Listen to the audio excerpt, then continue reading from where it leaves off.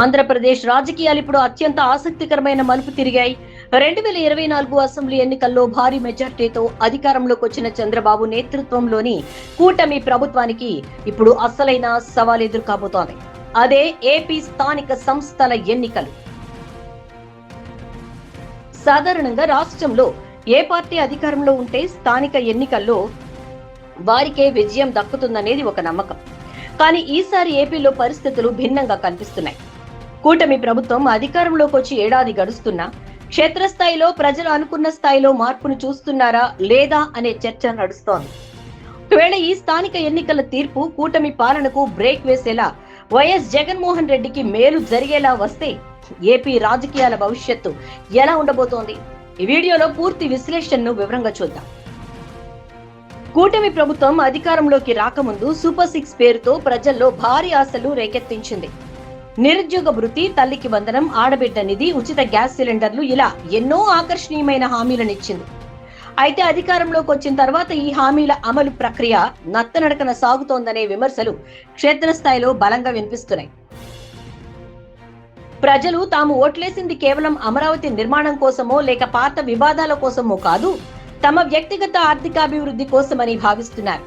ప్రభుత్వ ఖజానా ఖాళీగా ఉందనే సాకుతో కొన్ని పథకాల అమలులో జరుగుతున్న ఆలస్యం గ్రామీణ ఓటర్లలో నెమ్మదిగా అసంతృప్తిని పెంచుతోంది.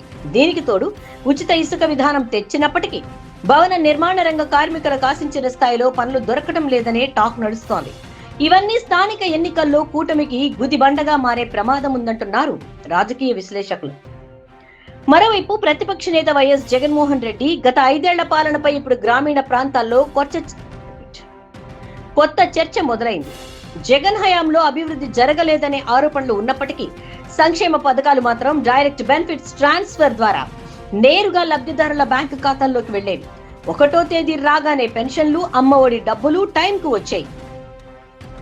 ఇప్పుడు కూటమి పాలనలో లబ్ధిదారుల వడపోత జరుగుతోందనే ఆందోళన సామాన్యుల్లో ఉంది. జగన్ ఉంటే అప్పులు చేసైనా సరే మాకు డబ్బులు ఇచ్చేవాడు కదా అనే భావన మళ్లీ పేద వర్గాల్లో, ముఖ్యంగా మహిళా ఓటర్లలో వ్యక్తమవుతోంది. ఈ సైలెంట్ ఓట్ బ్యాంక్ ఇప్పుడు కూటమి అంచనాలను తారుమారు చేసే అవకాశం ఉంది. గతంలో జగన్ పెట్టిన వాలంటీర్ వ్యవస్థను రద్దు చేయటం, కొత్త వ్యవస్థలు ఇంకా పూర్తి స్థాయిలో ప్రజల్లోకి వెళ్లకపోవటం కూడా వైఎస్ఆర్సీపీకి పరోక్షంగా కలిసి వచ్చే అంశాలుగా మారుతున్నాయి.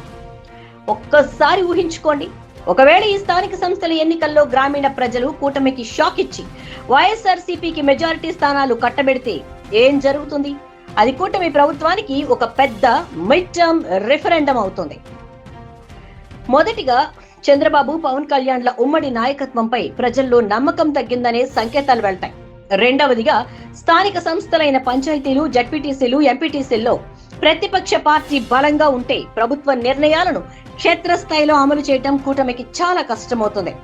నిధుల మళ్లింపు, స్థానిక ప్రాజెక్టుల విషయంలో రాష్ట్ర ప్రభుత్వానికి, స్థానిక సంస్థల ప్రతినిధులకు మధ్య నిరంతర ఘర్షణ వాతావరణం నెలకొంటుంది.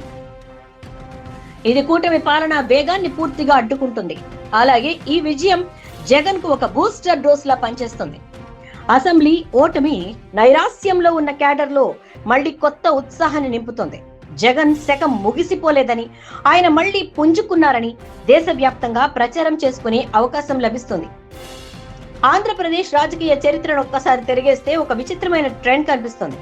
2006లో వైఎస్ రాజశేఖర రెడ్డి ముఖ్యమంత్రిగా ఉన్నప్పుడు జరిగిన స్థానిక ఎన్నికల్లో కాంగ్రెస్ క్లీన్ స్వీప్ చేసింది.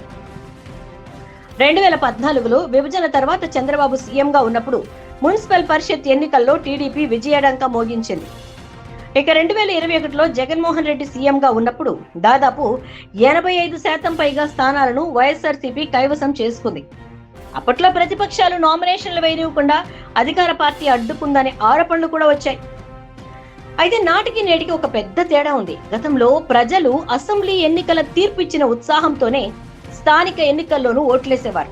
కానీ ఈసారి కూటమి ప్రభుత్వం వచ్చి ఏడాది దాటిపోవడం, హామీల అమలుపై స్పష్టత లేకపోవడంతో ప్రజలు చాలా ఆలోచించి ఓటు వేసే పరిస్థితి కనిపిస్తోంది. అందుకే ఈసారి చారిత్రక సెంటిమెంట్ ను బద్దలు కొడుతూ అధికార పార్టీకి వ్యతిరేకంగా తీర్పు వచ్చినా ఆశ్చర్యపోవాల్సిన అవసరం లేదంటున్నారు కొందరు విశ్లేషకులు. ఏదేమైనప్పటికీ రాబోయే స్థానిక సంస్థల ఎన్నికలు ఆంధ్రప్రదేశ్ భవిష్యత్తును శాసించబోతున్నాయి.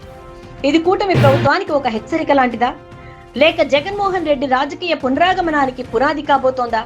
అనేది మరికొద్ది రోజుల్లో తేలిపోనుంది. బీసీ రిజర్వేషన్ల ప్రక్రియ ముగిసి కోర్టు గ్రీన్ సిగ్నల్ ఇవ్వడమే ఆలస్యం. ఏపీలో అసలైన పొలిటికల్ వార్ మొదలు కాబోతోంది. మరి మీ అభిప్రాయ ప్రకారం ఈ స్థానిక ఎన్నికల్లో ప్రజలు కూటమి పాలనకు జై కొడతారా, లేక జగన్ పాలనే మేలు అని వైఎస్ఆర్సీపీ వైపు మొగ్గు చూపుతారా? కింద ఉన్న కామెంట్ బాక్స్ లో మీ అభిప్రాయాన్ని తప్పకుండా పంచుకోండి. ఈ విశ్లేషణ మీకు నచ్చినట్లయితే లైక్ చేయండి, షేర్ చేయండి. మరియు ఇలాంటి మరిన్ని లేటెస్ట్ పొలిటికల్ అప్డేట్స్ కోసం మా ఛానల్ ని ఇప్పుడే సబ్స్క్రైబ్ చేసుకోండి. ధన్యవాదాలు.